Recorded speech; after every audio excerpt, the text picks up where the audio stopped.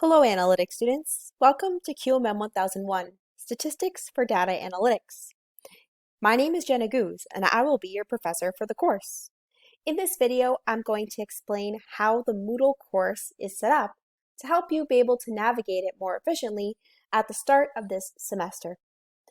When you first click on the Moodle page for your course, you'll see this banner. This banner contains information about how to join the class. This is a high-flex course, so you can choose to come to class in person in the classrooms listed here, join the class over Zoom by clicking on the links here, or watch the recordings and go through other resources at a later time, which we'll talk more about later in the video. But the first thing you will see is when the class is held and the link for how to join if you're joining over Zoom. Next, there is a description of the course. Many of you might have taken statistics courses in the past, but this course will be a little bit different because we will be learning foundational statistics concepts, but instead of computing them all by hand, we'll be emphasizing how to calculate statistics using the R programming language. So our focus will really be on understanding the concepts and using R to perform the tests for you. If at any time you need to watch this video again, there's a link to the video here that shows you how to navigate the course. Next, throughout the rest of the video, we'll be going through these 6 different sections in the course to explain what is found in each of them. Number 1 is the side menus. These are found in all of your courses. The left menu can be used to see who is enrolled in your course, all of your active courses, the calendar, your homepage on Moodle, etc. The right menu contains information specific to this course, like the calendar with due dates for QMM1001, announcements from the class. Those are the important ones I'll be using. Next, these different sections from 2 to 6 are found in the burgundy color down here, from instructor information all the way down to the module sections. I'm going to go through each of these in detail to explain what is found in them. Before we get there, the last thing found at the top of the page is a course forum called Announcements. I'll be using the Announcements feature to send you emails. These emails will contain important course information, including due date reminders. Please make sure you're receiving these messages to your @mycambrian email. You'll get them directly to your email, but you can also read the messages anytime by clicking here or looking at the latest announcements feature. Now we can go into the individual sections.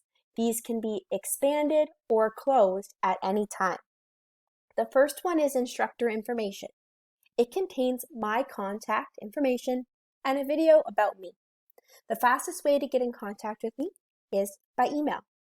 You can also come see me in person. I do have regularly scheduled office hours, but because I know not all of you are located in Sudbury, you can schedule office hours with me at any other time in person or virtually over Zoom. Just send me an email and we'll set up an appointment time. One of the most important sections is the course information section. The first thing you'll see is more of an explanation about this high-flex course. High-flex means that you have the option of attending live. That means either coming in person or over Zoom at the times and dates listed here. However, with a high-flex course, you also have the option of working asynchronously. That means you can work through the class notes at any time. You'll be able to watch full Zoom recordings of the classes or work through the other resources that I provide as long as you meet the assessment deadlines for the class. If you are available during the class times, I do encourage you to attend classes live. However, you could also choose to participate asynchronously. After that, you'll find a number of important documents for the course. The first is your course outline.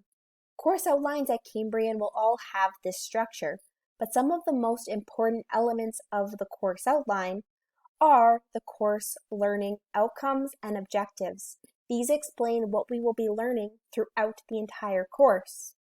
Specifically, I want you to focus on the learning outcomes. There are 10 of these learning outcomes throughout the course. Why this is important is I am going to break the course into 10 modules that correspond to these 10 learning outcomes. If you look at the structure of your course, you can see these 10 modules that will open up as we progress throughout the course. Not only does your course outline tell you what you will be learning in terms of the learning outcomes and objectives, it also includes information on the textbook for the course and other technology requirements. You will require the textbook Business Statistics as well as the software R and RStudio. I'll show you more information about how to download the software later on in this video. Finally, the course outline contains important information about how you will be evaluated. This course will use applied activities worth 60% of your overall grade and assignments worth 40% of your overall grade. The next important document is the course syllabus. I always tell my students this is the most important document to have downloaded and available.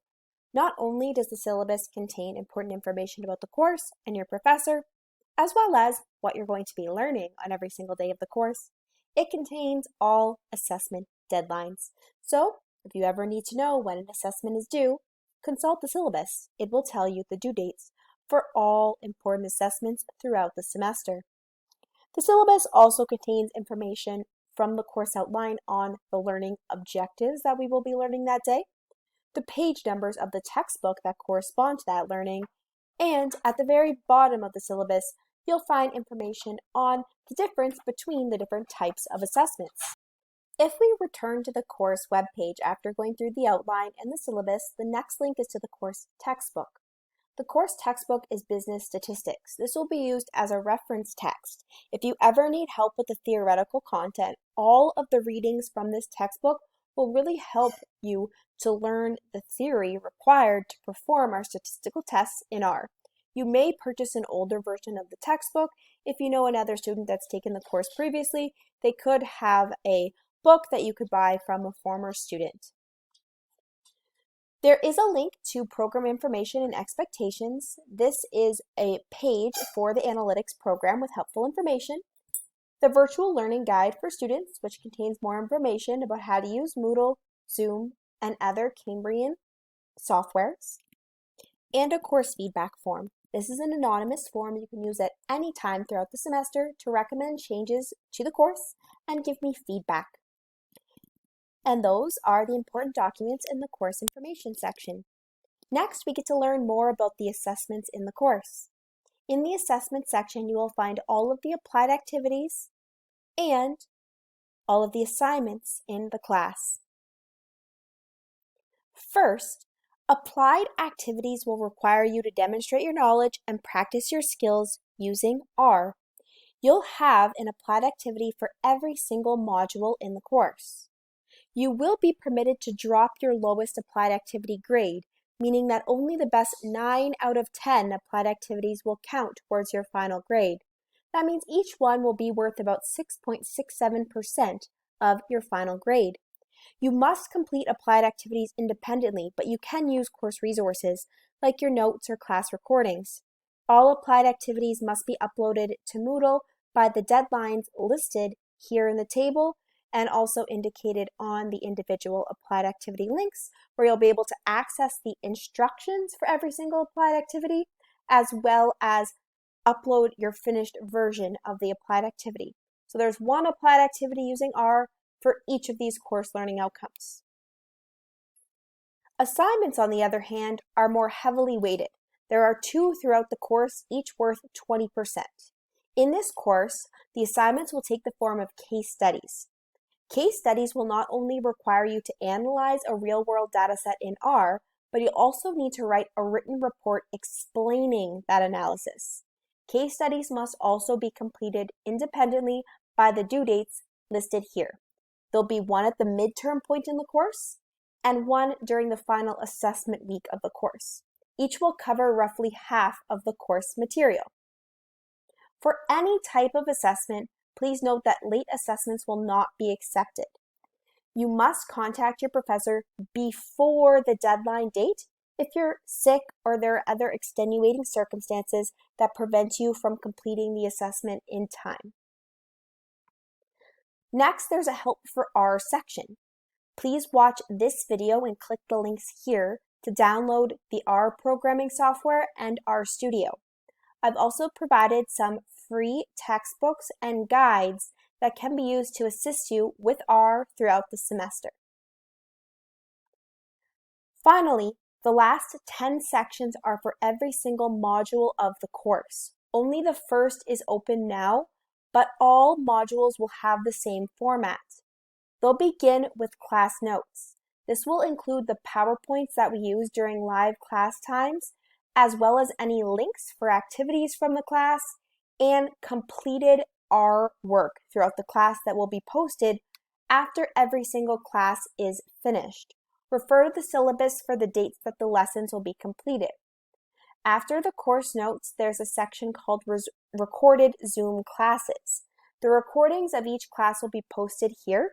This is especially important if you are a student that is an asynchronous student. You can re-watch the class videos if you cannot attend the class live.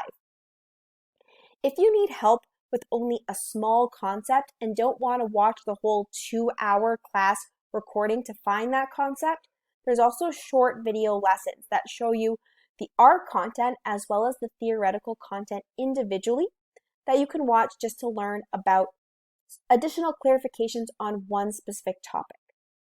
In every single module section, I'll also have a reference to the textbook chapters we'll be covering and a reminder of the due date associated with that module. So for example, the Module 1 applied activity is due by this deadline. Every single module will have that same layout throughout the course to keep things consistent. Now that we've finished reviewing all these different types of sections, you should be able to navigate your Moodle course more efficiently. If you have any questions throughout the semester, please contact me and I'll be very happy to assist you. I know we'll have a great semester learning more about statistics and R together. Thanks for watching.